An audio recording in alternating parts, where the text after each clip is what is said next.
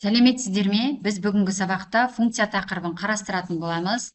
Функция дегеніміз программаның кез келген жерінде шектеусіз рет қолданылуға болатын программа бөлігі. Программалау процесінде алдын ала таныстырылған атау бойынша шақырып орындалатын программаның тәуелсіз бөлігін функция деп атайды. Функция үш бөліктен тұрады. Оның атауы болады, аргументтен тұрады, немесе оны параметр деп атайды, және функция денесінен тұрады. Функцияның жұмысын аяқтап, оның мәнін негізгі программаға қайтару үшін return командасы қолданылады. Әрі қарай бірінші мысалды қарастыратын болсақ, n саны берілген, функция көмегімен сол санның жай немесе құрама сан екенін анықтау керек болады. Енді кітапта программаның коды берілген, енді осы программаны мен Python программалау тіліне жазып қойдым. Енді осы программаны түсіндіретін болсам, бірінші бізге import mass деген модуль қажет болады. Жайсаң деген функция құрылған, және жайсаңды немесе құрама санды санап отыратын бізде p айнымалысының алғашқы мәнін 0 деп аламыз. Цикл құрылған. Жалпы жайсан дегеніміз өзіне бөлінетін және бірге бөлінетін сандарды айтамыз. Цикл аралық 2-ден бастап сол санның түбір астына дейін құрылған. Түбір астына тең болатын санға дейін құрылған.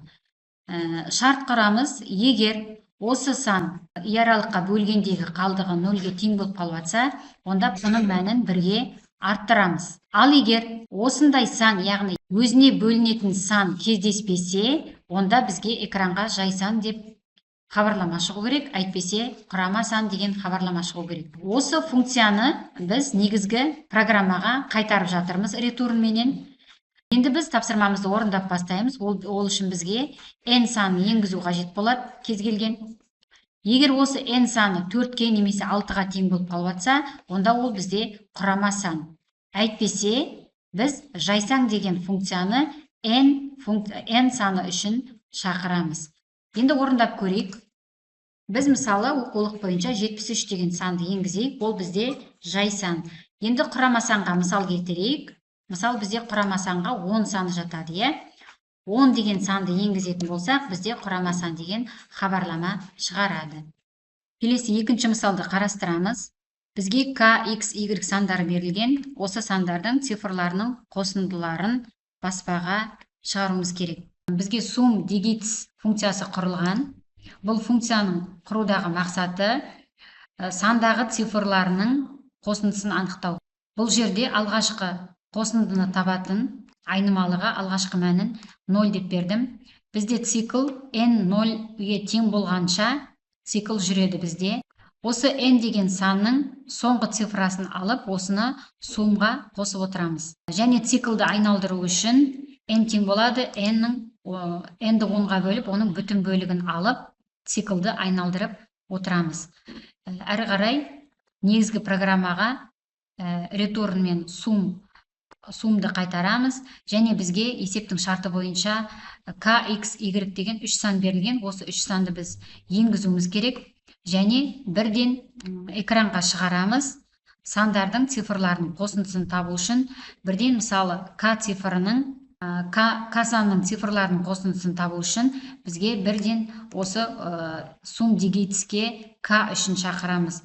Қалған екі сан үшінде дәл солай sum digits x үшін шақырамыз, sum digits y үшін бөлек-бөлек функцияны шақырып, экранға нәтижесін алатын боламыз. Енді программаның нәтижесін көретін болсақ, оқулық бойынша енгізейік. Бізде бірінші k-ның мәнін 685 деп енгізген, x-тің мәні 9574, y-тің мәні 34153. Нәтижені оқулықпен салыстыратын болсақ, бізде бірінші k санының цифрларының қосындысы 19-ға, x санының цифрларының қосындысы 25-ке, және y санының цифрларының қосындысы 16-ға тең болды. Келесі үшінші мысалды қарастырайық. A, V, S сандарының ең үлкенін табатын программа құрастыруда функция қызметін пайдалан. 3 сан беріледі, сол 3 санның қайсысы үлкен, соны функция көмегімен табу керек. Программа кодын жазатын болсақ, бізде ең бірінші max деген функция құрылған 3 параметрмен, 3 санмен. Максимумды осы 3 параметрдегі m деген айнымалыға меншіктеп алған ең үлкенін және ары қарай шартпен шығарған. Егер осы максимум, яғни м к-дан кіші болса, онда бізде максимум тең болады к-ға. Егер максимум осы, яғни к п-дан кіші болса, онда бізде максимум п-ға тең болады.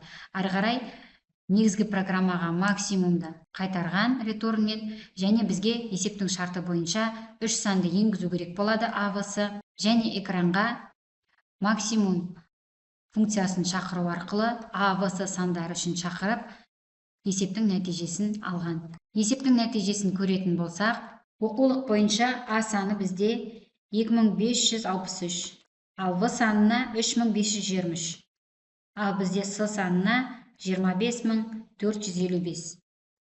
Бізге ең үлкені с саны 25455 деп дұрыс шығарып берді.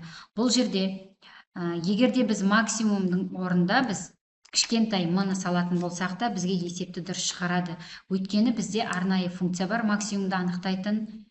Бірақ бізде мына есепті функцияменен шығаратын болғандықтан, біз үлкен м-ны салып, яғни функцияны шақырып, авс үшін шақырып шығарып отырмыз.